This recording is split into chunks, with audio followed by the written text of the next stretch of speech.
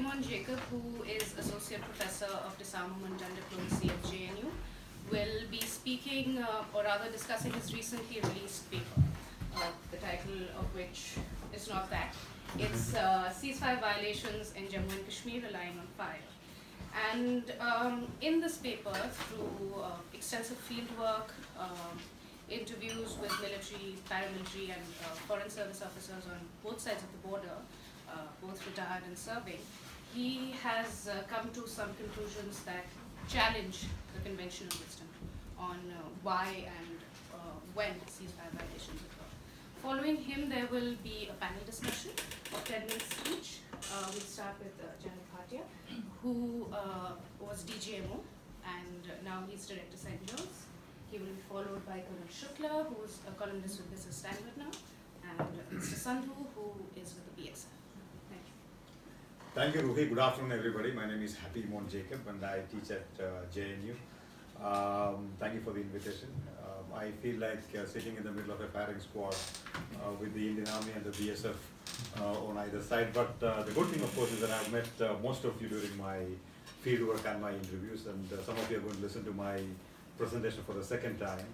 I must say that this is part of the larger work that I'm doing. I'm writing a book. I've just finished writing a book on ceasefire violations and escalation dynamics. A small part of which was published by the US IP recently as a policy paper right here. The book is in its final shape, so any inputs or critiques that I get from here will be very useful, of course, for the furtherance of this project. The reason why I have started looking into ceasefire violations in Jammu and Kashmir is because I am sort of convinced that one of the major reasons for escalation between India and Pakistan, diplomatic, political, and military escalation between India and Pakistan, is what happens on the line of control and the international border in the Jammu sector of Jammu and Kashmir. There has been very little focus or attention on what happens on the line of control from an escalatory point of view. We look at what happens in the line of control and in Jammu, in the international border, and leave it at that. We don't really take it to the next step and analyzing its linkage with escalation dynamics. So this work, in a sense, is to really make that right point home, the linkage between ceasefire violations and escalation dynamics. But this presentation, of course, is only going to deal with the causes of ceasefire violations as I see them. Let me also discuss a major caveat before I begin my presentation, and that is the importance of political permissibility.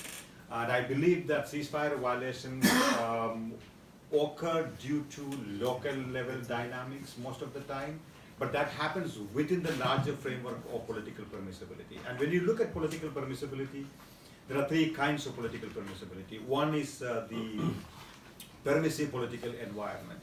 And this permissive political environment is an environment where there is an assumed permission for aggressive engagement. Explicit statements from the political establishment, for example, like the situation today is. So you have a lot of assumed permissibility which prompts aggressive action by both sides and lead to, of course, ceasefire violations. The second is the non-permissive political environment. The non-permissive political environment is when you have absolutely no permission to engage the adversary on the line of control, relatively speaking. Say, for example, 2004 to 2008. There were clear directions, I was told, not to fire. Infiltration happened to the Indian part of Jammu and Kashmir from the Pakistani side, but there was absolutely no firing. In fact, I'll show the data just now. And from 4,000 or 5,000 violations in 2002, it went down to 5 violations in 2004. And that is quite a drop. And then you have the indeterminate political environment. From 2008 to 9 to about 2014, we have an indeterminate political environment where it is not clear what the political establishment really wants. And in that kind of indeterminate political environment, there is a high potential for ceasefire violations, precisely because the local commanders have a lot of freedom and autonomy to decide whether to fire or not, how to engage the adversary, etc. So I think it is important to understand the larger political dynamics and the larger political permissibility in order to understand how the local factors, as I sort of put them, prompt ceasefire violations, or local factors cause ceasefire violations. All right, just to tell you the kind of data that we are using here. As many of you know, there is no systematic data on ceasefire violations specifying the causes and locations. What we do have is aggregate annual data without specifying where they took place, why they took place, etc. The UNMOGIP data clearly is one-sided because the Indian side does not report to the UNMOGIP anymore after 1972. And the Pakistani side makes complaints to the UNMOGIP, and that is shared by the UNMOGIP to the United Nations. It is not shared publicly in any case. The UNMOGIP data will only have alleged ceasefire violations because there is no investigation that is done post 1972. So we created two new data sets separately for India and Pakistan, listing all CFVs, sourcing from media from within India and from Pakistan. The media, the importance of media reports, of course, is that they usually include the date, the location, and in some cases, the cause of the ceasefire violations and number of casualties. Press reporting clearly, as is to be expected, much lower than what is available in the official domain, but clearly very helpful. So I did a lot of field visits, access to the border areas, thanks to the BSF and the Indian Army, the Northern Army Command. So the BSF actually very kindly took me from Jammu to all the way to Gujarat in June 2016. It was very hot, of course, but it was a very useful visit. I'm still waiting for an invitation from the Pakistani side to visit the Pakistani side of line of control and the working boundary, as they call it. But again, the data that we just talked about, this is dry data, this is sanitized data. You go on a field trip, the officers are bound to show you what they're supposed to show you. So beyond that, you go to think innovatively and think creatively in order to understand what really happened. So what did I do? I carried out about 63 interviews with serving and retired Indian and Pakistani Army personnel, Rangers and BSF personnel, including most of them present here. And reached several very interesting conclusions. So, what is meant by ceasefire violations? It's important to understand that. Some people say ceasefire violations means only effective firing. You do some speculative firing here and there, that is not really counted as ceasefire violations. The army definition, which Bhatia Sahab very kindly shared with me, in his personal capacity, of course, is a CFV might be a ceasefire violation. One ceasefire violation might be thousands of shots fired by a range of weapons from personal firearms to military artillery, and might include multiple exchanges of fire across multiple sectors within a period of 24 hours. So not all CFVs tend to get reported at all points of time. Generally, violations by the other side is counted, not by your own side, because of course you don't violate, only the other side violates. The BSF also has a similar definition.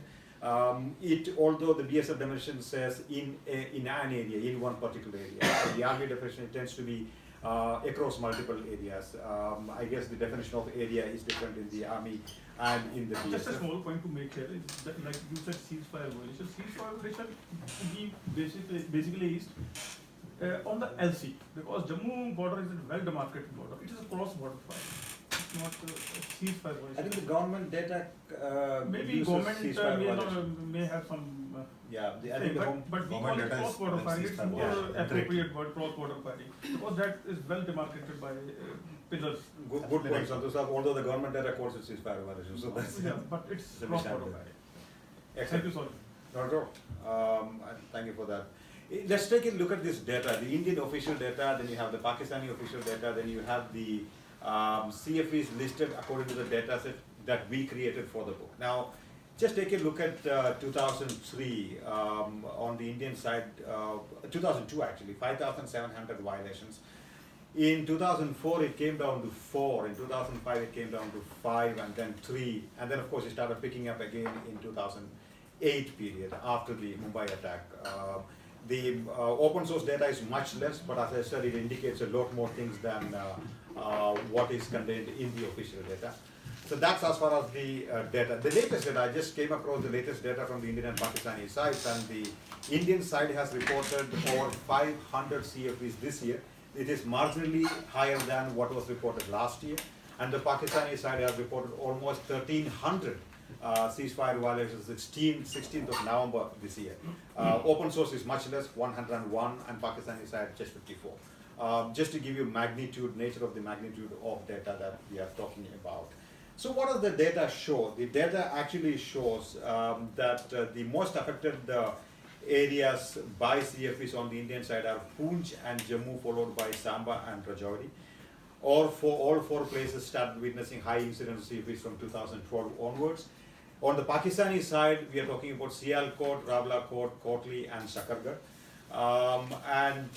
The two each of these are managed by the armies, and two by BSF, and on the other side by the Rangers. This is roughly the Google mapping of these locations, not extremely useful, but yes, for whatever it is. Now the objective here is to explain why CFVs happen. Now, in explaining the CFVs, if you look at the official data, this is what the official data tells you. Unprovoked firing, not stated, and majority is not stated. Crossfire, inadvertent crossing, cover fire, it's not really saying much clearly. You look at the Pakistani data, it's actually even less descriptive. It says unprovoked, not stated, and crossfire. From 2014 onwards, we have an addition of inadvertent crossing as a contributing factor. And sometimes there's now talk about construction along the line of control and WB. This is just a graph on the causes. I don't want to spend much time on this. Distribution between the international border and LC on the Indian side, and the places mentioned on the Pakistani side in the informal data, because the formal official data doesn't say anything as far as locations are concerned, and the Pakistani side on the causes. Pakistani side LOC versus WB, as they call it, the boundary in Jammu. Now, political triggers. Now, there are several causes as to why ceasefire violations take place. One of the one of the triggers is the political trigger. And what does that mean? Indian officers generally talk about three types of political factors. One is the visit of Indian leaders to Jammu and Kashmir, days of national importance like Independence Day, especially when they coincide with periods of tension.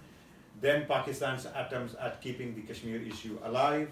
To keep the Kashmir issue on the international radar, you need to keep the border alive, and ceasefire violations is a very good way of doing that. It gets the attention of the international community. When Mr. Modi visited, for example, J&K in April 2016, Samba witnessed CFVs. That's a classic example of the point that was just made. UFA meeting between Mr. Modi and Sharif in July 2015. Again, there were CFVs on the eve of that. The Unmogib, which carries out its tours on the Pakistani side, whenever the Unmogib is about to come, there will be ceasefire violations from the Pakistani side, and the Indian side responds, and that is exactly when the Unmogib reaches the area, and the Unmogib will see Indian side violating ceasefire agreement. So that's an argument that was made from the Indian side. Special days on either side, Eid, Diwali, Independence Days, as I said earlier. It is also, an Indian in review argues that CFVs are often a way for the Pakistan army to send a message to its own political class: do not go too far with India. And then when there is a transition within the Pakistan army, you will see a lot of ceasefire violations on the LC and the international border. These days, increasingly, Pakistani officers also talk about ceasefire violations. They talk about the arrival of the Modi government in India, and as a result, from 2004 or 2014 onwards, we witness a lot of political triggering of ceasefire violations. Many Pakistani interviews make the argument. Defense construction. Now, both sides, as I said, I've interviewed 63 people, dozens of them make this as one important reason why ceasefire violations take place. The evidence also tends to suggest that, especially from interviews, Open source material also, especially media coverage, increasingly talk about construction-related CFVs. One of the arguments made by a recently retired general is that there are more heavy weapons being installed on the line of control these days, and that means you need to make more defense construction, and that means more CFVs when you make a defense construction. Now, what is the legal position on the defense construction on the LC and the IB? The Karachi Agreement of 1949 says that no new defense construction and no troops within 500 yards of the LC. The problem with Karachi Agreement, of course, is that India does not hold the Karachi Agreement as valid since the 1972 Simla Agreement. Although on the ground, the Indian Army officers would tell you we have nothing else to go by, and therefore we go by the Karachi Agreement. So, for practical purposes, you go by Karachi Agreement. For official purposes, you don't, and yet this gets violated. In the IB sector, IBWB sector, you have the Ground Rules Agreement of 1961. The Ground Rules Agreement of 1961, India says it is not valid anymore, especially after 1965. So that is something that is not on paper valid. Again, it is something for operational purposes that is abided by, and yet it is violated. So CFVs are caused by defense construction, and the legal position on defense construction is complicated, to say the least. So what kind of construction is allowed? I think that is the key question to ask. So not all construction is illegal. Some defense construction is valid, but there is no consensus on that. For example, some officers argue that new construction is explicitly not permitted. Repair work on the existing construction is permitted and might include the increasing of height and expanding within the same premises, etc. But there is no consensus on that. Depends on who you talk to, where you talk to. So I think some people say it's a tactical value of a defense construction for the opponent that is a determining factor. So you construct a certain defense construction, and if the opponent sees this as having a certain amount of tactical value, then this is objected to. So which means you're talking about an area where there is a lot of confusion, where construction is allowed or not allowed, what is the legal basis of it, etc. Land grab. So you do have, now several people disagree with me on this about land grabs. Unsettled boundary, as we know, the LC is not a demarcated line, it is delineated on paper, and there is a holders, keepers, grabbers, keepers concept. Several officers on the Indian and Pakistani sides talked about in the past small-scale land grab operations in the past. They only happen rarely, especially in places where you don't have regular patrolling. Now, increasingly, you have regular patrolling in most places, therefore land grab is unlikely to happen at this point of time, but it has happened in the past, and this, of course, leads to incessant ceasefire violations or firing thereafter. So you have two kinds of land grab, of course, the opportunistic land grab and the aggressive land grab. So you find someone not occupying a particular bunker or a particular post after winter snowfall is over, you go and occupy that, that's opportunistic. Or you have a coordinated aggressive land grab operation, both of which, of course, would lead to ceasefire violation. Then, of course, there is a sniping part of it. Sniper attacks, the Indian side increasingly talk about sniper attacks by the Pakistani soldiers or rangers or even terrorists, and this leads to loss of morale on one side and then leads to, of course, ceasefire violations. Mr. Rakesh Sharma of BSF tells me how sniping takes a very, very serious toll on the morale. He says, a man standing on duty at the post is always under the tremendous fear of being watched by the opposite side through a telescopic rifle and of being shot at any moment. Taking anti-sniping measures is not easy. What do you do then? You basically engage in fire assaults to respond to that. So you have to respond because one of your soldiers has been killed. So this leads to a lot of tension and ceasefire violations. Testing the new boys. This is something that I hear very often about. When a new battalion gets posted to a particular place, this battalion gets tested by the other side. Several officers tell me that we do it in a very sporty manner. It is not necessarily to injure the other side, but just to sort of welcome them to the area. It's a sort of gamesmanship, but often it leads to ceasefire violations. It leads to casualties, firing on the bunkers, and ceasefire violations. Sometimes there is a parting fire. I think Colonel Shukla told me about it. When a battalion is about to retreat from a particular area, it engages in what is called a parting fire, and then it leads to a lot more violations. Moral ascendancy. Moral ascendancy, I mean, I don't know how to define that, but several officers define it. And I am the best army. I dominate you by my morale, training, and capability. And Bhatia once explained to me that this is like a boxer. When he starts punching hard, the other guy starts ducking. When he ducks, the boxer who punches starts punching even more. So you have to keep that psychological sense of moral ascendancy, nothing moral about it, but moral ascendancy vis-a-vis your adversary. I think there's a clear rationale to it, the rationale being that if there is a war tomorrow, I have to be confident that I can get hold of them, and that is very important for a soldier. You know that intangibles are very important for a soldier, again, your own statement. So the moral ascendancy as a factor requires a lot of show of strength and firing, and that leads to clearly ceasefire violations. Then there's a question of honor and prestige. One Pakistani officer tells me that after Indians kill one of my men, it becomes a matter of honor for Pakistanis to respond in kind, and vice versa, of course. Honor goes beyond the revenge for the fallen. It is also about the prestige and history of the regiment, handed down through generations and held sacrosanct. I mean, once you are in the line of fire, and if you are not responding adequately, then you are it's not just your morale, it's the battalions, it's the regiments, it is a big picture story there. Sometimes the characteristics of the troops play out. People talk about the presence of Gorkha or Sikh battalions. The presence of these people leads to a peaceful border. As soon as you see these guys, things sort of settle down.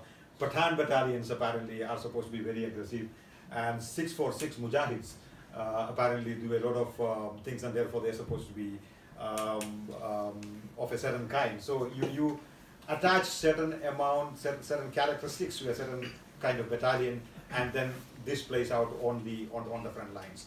Personality traits of commanders. Different people interpret permissibility differently.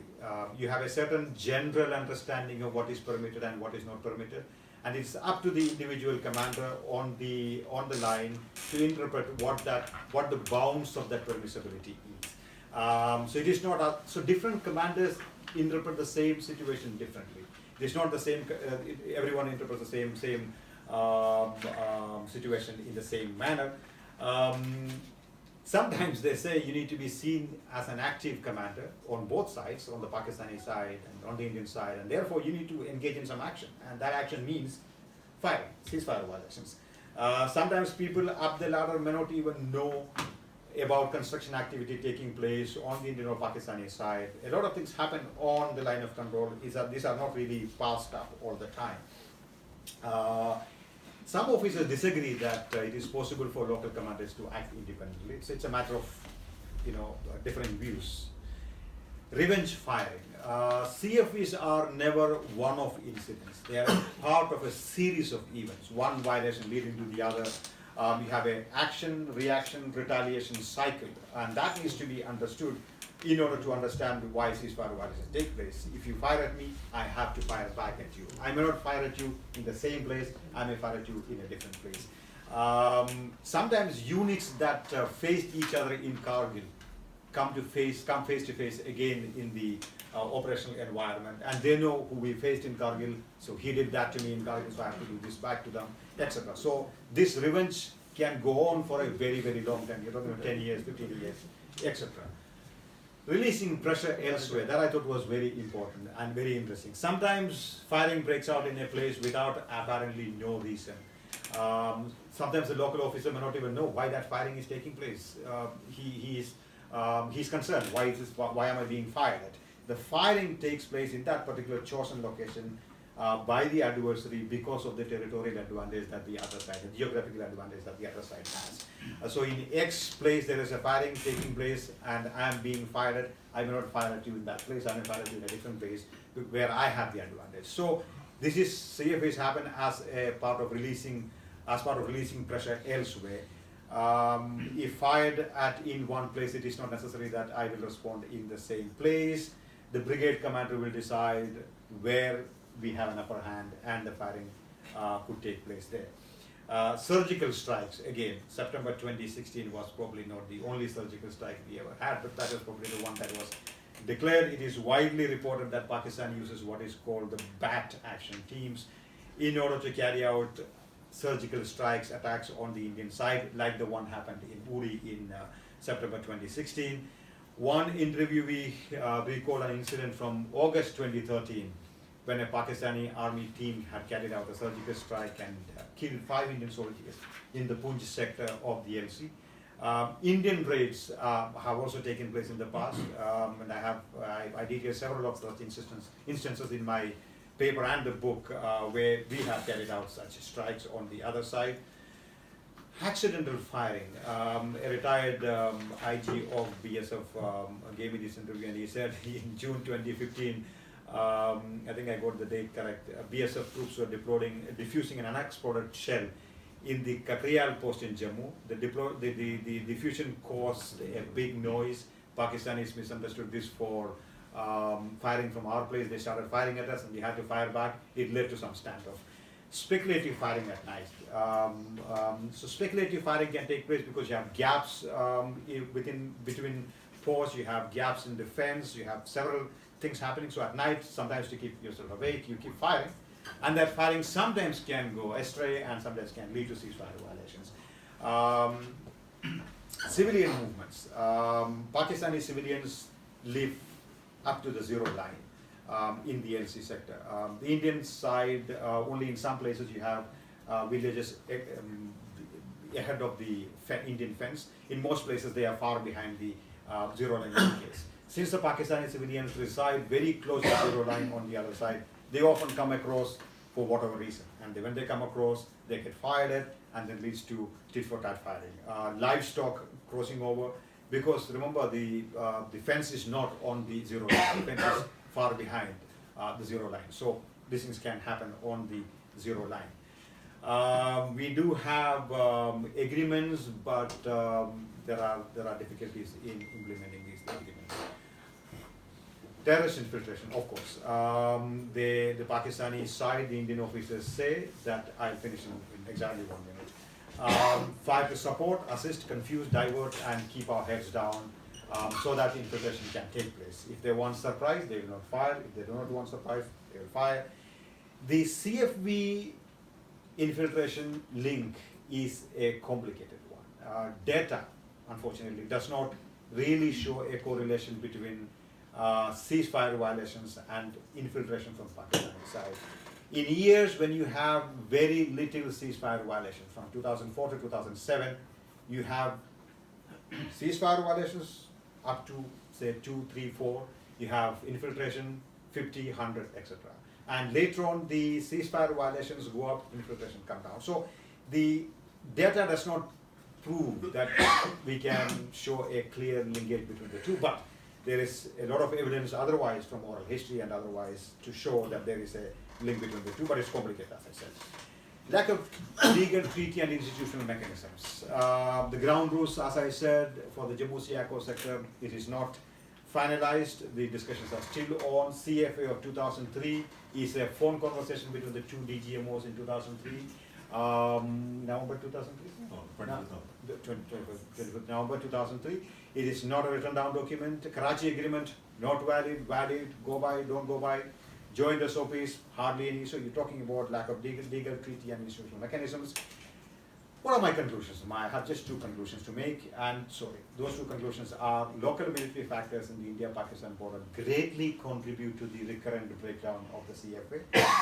CFBs are not generally planned, directed, or cleared by higher commands or political establishment, but are driven by the dynamics on the front lines.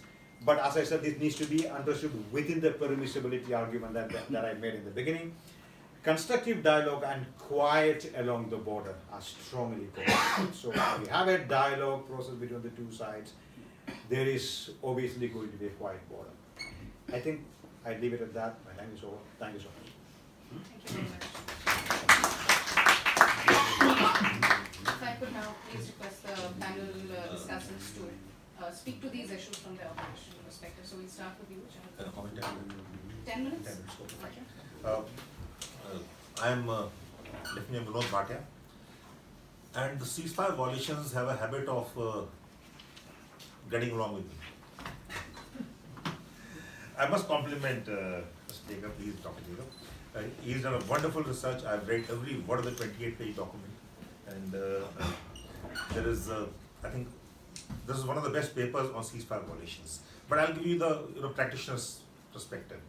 Why I say that they have a habit of following me was in September of 2007, I got posted to 25 day, which is the area of Punch Rajouri.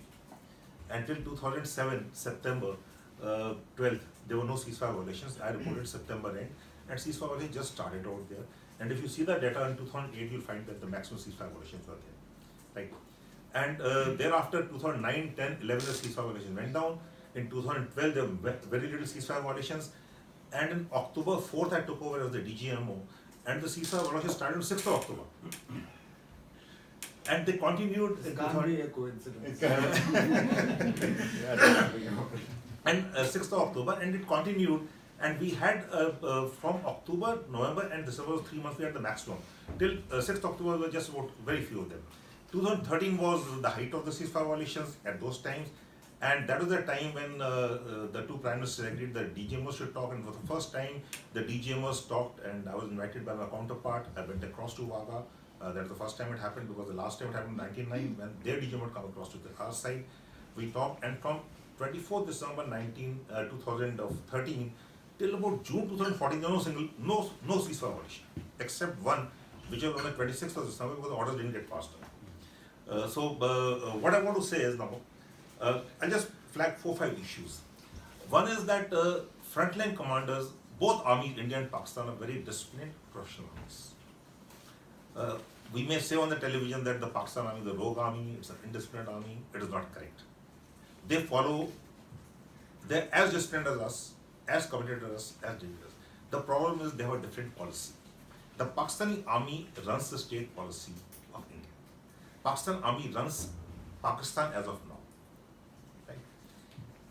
What does the Pakistani army need?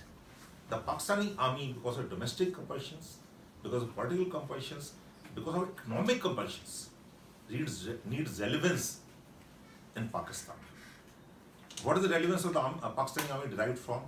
From an anti-India stance. So since the mid-80s, they started a policy, what is called the proxy war, of a low-cost, high-effect war with India, leading India with 1,000 cuts. So that is what the Pakistan army is all about. They're a disciplined army. Indian army is very disciplined. Now coming to the frontline troops, what is the task of a battalion, which is the frontline troop on the line of control? And so, from a vice chair is heading out here, so I've got to be very, very sure of what I say. And he's a paratrooper like me, and is my guru.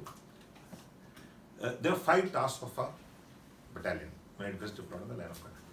1, ensure sanctity of the line of control. As was called by Dr. Jacob, it is holders keepers concept. And you cannot give 1 inch of the line of control which is defined. 2, ensure that your defensive preparations are there, operational preparedness. 3, we have to be prepared for counter-infiltration. There's a proper counter-infiltration grid. It is backed by what we call an anti-infiltration obstacle system, AIUS, which is the LC fence. The 4th task touched upon, moral ascendancy. That's a task. It's a defined task. It is not that, it is just assumed. It is very important. Moral ascendancy is very important. And the 5th task is to ensure ceasefire. And the ceasefire is not a ceasefire agreement. It's agreed upon ceasefire. It is agreed upon between the 2 armies. Right. Similarly, the Pakistan army on the other side has also got 5 tasks. Similar tasks. Sanctity of the line of control. They got defense preparedness, they got moral ascendancy, and ensuring the ceasefire violation. The only thing is the 5th task is different. Whereas we ensure counter-infiltration, they ensure infiltration. Okay, there's a difference. Now to say that infiltration and ceasefire violation do not have correlations, I tend to disagree with them. I'll tell you why.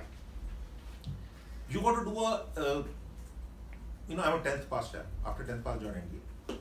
That's my qualification. I'm not this thing. But if you do an analysis, sensitivity analysis, the line of control is 771.2 kilometers. All the way south of Pir Panjal, 320 kilometers. You can actually segment into 3 portions or 4 portions. South of Pir Panjal and north of Pir Panjal and east of Zozila. Okay, east of Zozila is from Zozila, a place called Kabul Gali, right to Chor Batla. And from Chor Batla downwards is the AGPL, which is the actual ground position line, which is 126.2 kilometers of the Siachen Glacier, as we call it. So the line of control is not Rajouri and Punch. It is from a place on the map, Sangam, going right up to Chor Batla, 771.2 kilometers. So where do the ceasefire violations take place? No ceasefire violation takes place east of Zozila. You can go through the data. Maybe there was one in 2013, not a single one in 2012, 11, 10, maybe 14 there were one odd. So east of Zozila, which is a big area, east of Zozila means Zozila, Kargil sector, Dras sector, Kargil sector, Batalik sector, and going on to Chor Batla. Okay. So there are very few ceasefire violations there because infiltration cannot take place out there because they don't have the reception areas and the terrain does not permit. Then coming to Gurez sector. Gurez sector ceasefire violations do take place but less. If you come down, maximum ceasefire violations take place sector-wise in the Punch Rajouri sector. Why? Because this helps infiltration. The areas just behind the line of control are dominated by some sympathizers which are there and they receive them and then they push them across the Pir Panjal into the wind. Also, infiltration takes place north of Pir Panjal in certain areas. So it is not that the ceasefire violations take place all along. Ceasefire violations do not take place in more than 10% of the line of actual control. If you take it, if you segmentize it. Okay. So don't take the line of actual control, line of control as line of control. You just say where it takes place. In Punch, it will take place in Nangi Tekri. In Nangi Tekri, it will take place in Rozabad. Okay. Having served out there, walked the area, I'm giving you exact figures, exact places. Why? Because it is not Delhi. It depends on the terrain. There are re-entrants out there which didn't have the cover. We know that. We try to block them there. That is why the ceasefire, they put our head down. We get involved in the ceasefire because ceasefire is more important. And that is the time when they come, they cut the fence, and then come across.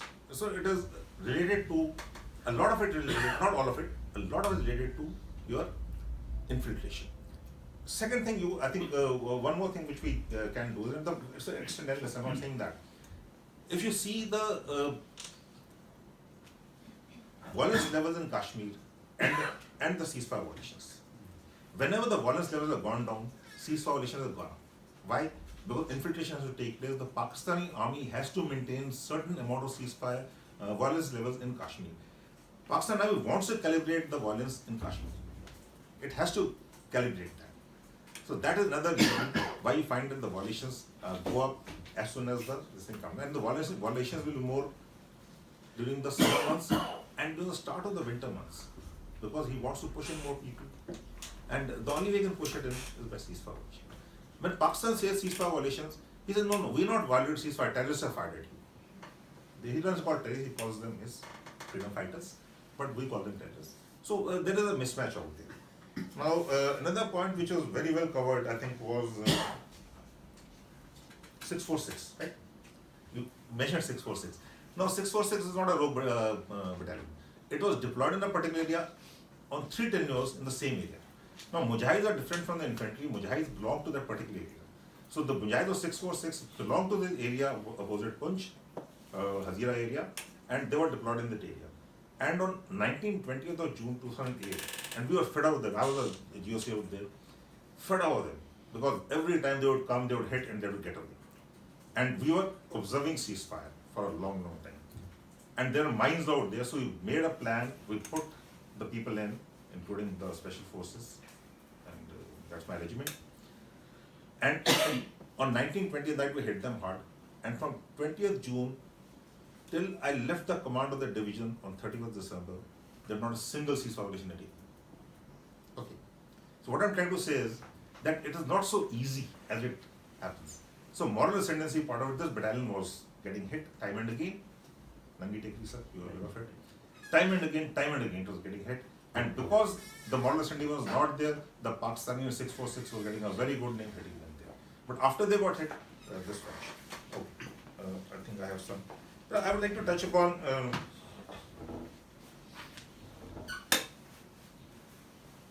you already covered that. The linkages between the political dialogue, the diplomatic dialogue, and the ceasefire violation and terrorism. There is a major linkage between the two. Even if you look at the political dialogue recently, Prime Minister Modi going to Lahore, 25th December, 1st January Pathankot. UFA was 15 July, 28th July was Gurdaspur. Prior to that, the two Prime Ministers met on the sidelines of the big summit on 28th September 2013. On 30th September, we were at Samba. But I can go back into history with dates. You'll always find a linkage whenever talks are taking place. If President Zardari wanted to speak in normalized relations in India, 2008, Mumbai happened. So there are linkages, the political linkages are there. To say that we do not follow a policy will be incorrect. We get political directions, and let me assure you, I have had army commanders telling me, one fire across the line of control and I will sack you. Okay. Of course, that didn't stop me from firing across. The reason is very simple, because if I don't get fire across, he'll keep firing at me with impunity, which is not right. So, these are the things which have to be seen. Basically, what we need to do is look ahead. We need to maintain ceasefire. Ceasefire is good for Pakistan. It is good for India, but it's better for Pakistan. Pakistan should realize that. And this is what was conveyed to them, that look, you want ceasefire, you ask for it. Let's go ahead. If you don't want ceasefire, let's not have ceasefire. Ceasefire is not a compulsion for us. We don't have a ceasefire with a PLA on the line of action control. But no shot in anger was fired on the line of actual control since 1975 October, which is a very long time. So it is not that we cannot sustain, it is not not exactly the front line troops. We have to follow a policy. I can't keep getting hit and not hit. Like you rightly said, I have to maintain a balance sheet. At the end of the day, when I come out, I have to win blue, I can't win red. Period. Whatever you may say, whether my political directions, my army commander directions, my army directions, I cannot come out in red. Because I have to survive as as an entity. I have a task to do, and the moment I start getting hit, I don't retaliate, don't respond. I will keep getting hit, and keep getting hit. And loss of life is very, very painful, very painful. One man lost is bad. Do I have anything? I finished. Unfortunately, over time, but Okay, I I'm can over. give you a minute if you like. No, if I finish my time, I'll finish my time. The last thing is that, Unmogapi, you covered it. I think it is totally redundant. But we need to move forward and normalize relations.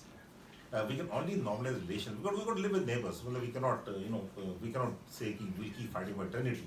It is not going to serve their purpose. It doesn't serve our purpose.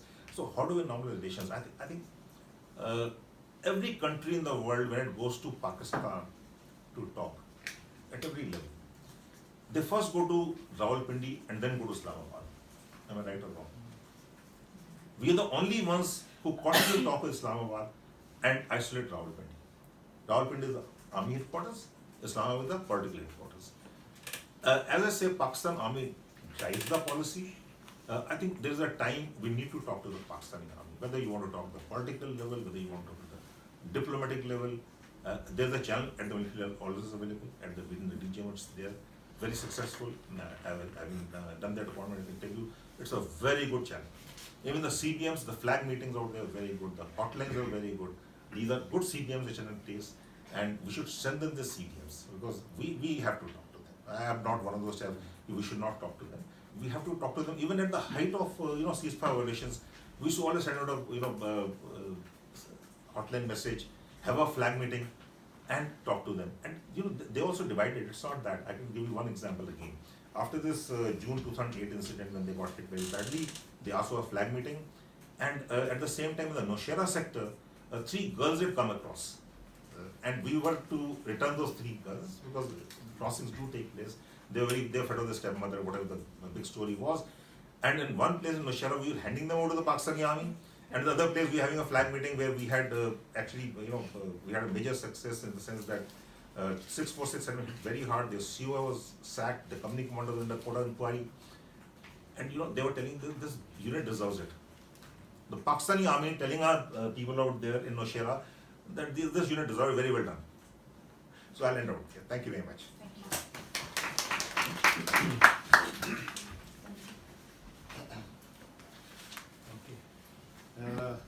After everyone's paper and Bhatia's on-ground perspective, I don't think I have anything left to say. So I'll just confine myself to about 4 or 5 very generic points. First of all, besides all the causes, the rationales, the triggers and so on, one basic fundamental structural trigger that we have to keep in mind at all stages is that when you have 200,000 people facing each other across the line of control, armed, disciplined and aggressive, ceasefire violations will take place. There is no way that you can have a situation where over an indefinite period of time, ceasefire violations can be kept at bay. It's a structural point. I mean, whether it can be addressed or not is a separate issue. It's a political issue. Whether you're going to de-escalate, whether you're going to pull back, whether you're going to maintain a gap between the armies, all of this is a sort of a matter of sort of managing ceasefire violations. But the actual occurrence and the continuity of ceasefire violations is inherently structured in the fact that this line of control is an active border and there are 2 armies facing each other across it. The other thing that we sometimes miss sight of, and I would urge you to put this into your paper at some stage, is the effect on civilians and the border populations that exist over there. We tend to see this as a security problem alone, as a problem between 2 armies and so on. But there's actually a huge population over there, most of whom desire nothing more than to live in peace. They are farmers, they are cultivators along the line of control, and their life is immensely complicated by this dynamic that India and Pakistan occupy themselves with. So if you ever go to a border village, for example, it's like you've gone back into Second World War. Every house has a bunker dug underneath. They have their drills completely taped up. When firing starts, all of them disappear into that underground bunker. They're used to living in a state of conflict.